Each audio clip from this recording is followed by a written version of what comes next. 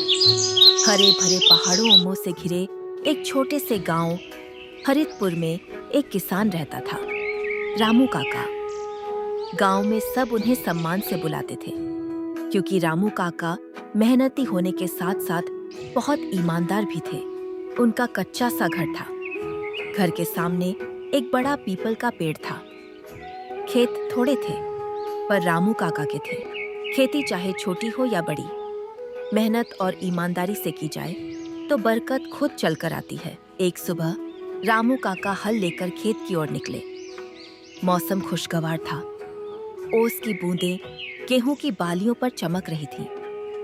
काम करते करते उन्हें कुछ चमकती हुई चीज नजर आई। उन्होंने मिट्टी हटाई तो देखा कि एक बड़ा सोने का घड़ा पड़ा हुआ था। रामू काका ने घड़ा उठा तो लिया, पर चेहरे पर एक चिंता आ गई। ये घड़ा किसका होगा? जिसका खोया होगा जरूर परेशान होगा।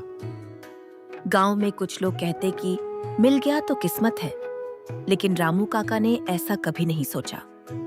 वे जानते थे, ईमानदारी घाटे का सौदा नहीं होती। वे घड़ा लेकर सरपंच के घर पहुंचे और बोले, किसी का बहुमूल्य सामान खो गया है, घोषणा करा दीजिए। सरपंच ने ढोल वाले को बुलाया और पूरे गांव में मुनादी कराई।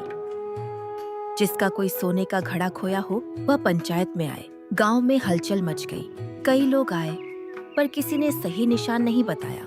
2 दिन बीत गए, फिर तीसरा दिन आया। तीसरे दिन गांव में रहने वाली एक बुजुर्ग महिला शांति देवी पंचायत पहुंची। जब उन्होंने घड़े का निशान ठीक ठीक बताया तो रामू काका के चेहरे पर संतोष की मुस्कान आ गई। उन्होंने तुरंत कंगन उनके हाथों में दे दिया।